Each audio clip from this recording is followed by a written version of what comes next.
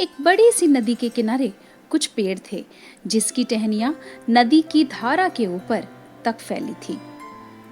एक दिन एक चिड़ियों का परिवार अपने लिए घोंसले की तलाश में भटकते हुए उस नदी के किनारे जा पहुंचा। चिड़िया ने एक अच्छा सा पेड़ देखा और उससे पूछा, हम सब काफी समय से अपने लिए एक नया और मजबूत घर बनाने के लिए वृक्ष तलाश रहे हैं। आपको देखकर हमें बड़ी प्रसन्नता हुई। आपकी मजबूत शाखाओं पर हम एक अच्छा सा घोंसला बनाना चाहते हैं ताकि बरसात शुरू होने से पहले हम खुद को सुरक्षित रख सके।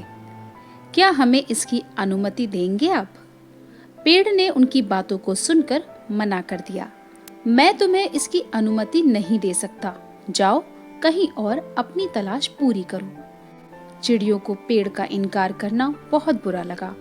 वे उसे वहां बुरा भला कहकर सामने ही एक दूसरे पेड़ के पास चली गई।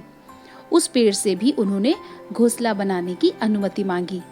इस बार पेड़ आसानी से तैयार हो गया और उन्हें खुशी खुशी वहां रहने की अनुमति दे दी।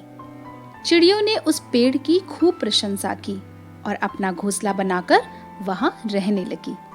समय बीता, बरसात का मौसम शुरू हो गया। इस बार की बारिश काफी भयानक थी। तेज बारिश से नदी में बाढ़ आ गई। तमाम पेड़ पौधे अपनी जड़ों से उखड़कर नदी में बहने लगे।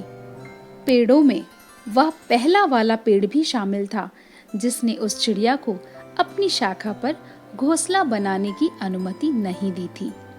उसे जड़ों सहित उखड़कर नदी में बहता देख चिड़िया का परिवार खुश हो गया, मानो कुदरत ने पेड़ से उनका बदला लिया हो। चिड़िया ने पेड़ की तरफ उपेक्षा भरी नजरों से देखा और कहा, एक समय जब हम तुम्हारे पास अपने लिए मदद मांगने आए थे तो तुमने साफ इनकार कर दिया था। अब देखो, तुम्हारी इसी स्वभाव के कारण तुम्हारी यह दशा हुई है।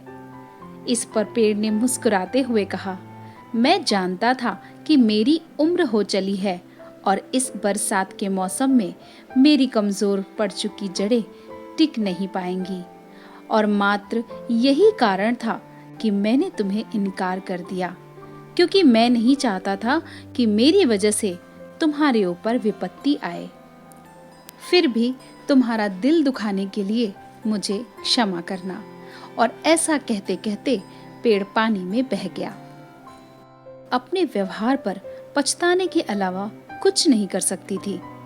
दोस्तों, अक्सर हम दूसरों के रूखे व्यवहार या ना का बुरा मान जाते हैं, लेकिन कई बार इसी तरह के व्यवहार में हमारा हित छुपा होता है। खास तौर पे जब बड़े बुजुर्ग या माता पिता बच्चों की बात नहीं मानते तो बच्चे उन्हें अपना दुश्मन समझ बैठते हैं, जबकि सच्चाई ये होती है कि वे हमेशा अपने बच्चों का भला चाहते हैं। सकारात्मक सोच पर यह कहानी आपको कैसी लगी? अपने विचार हमारे साथ कमेंट के माध्यम से ज़रूर शेयर करें। यदि आपके पास कोई कहानी, आर्टिकल या इंस्पिरेशनल स्टोरी या फिर इसके अलावा कोई जानकारी है जो आप हमारे साथ शेयर करना चाहते हैं तो उसे अपने नाम के साथ हमें ईमेल करें। हम उसे अपने चैनल पर आपके नाम के साथ ज़रूर शेयर करेंगे।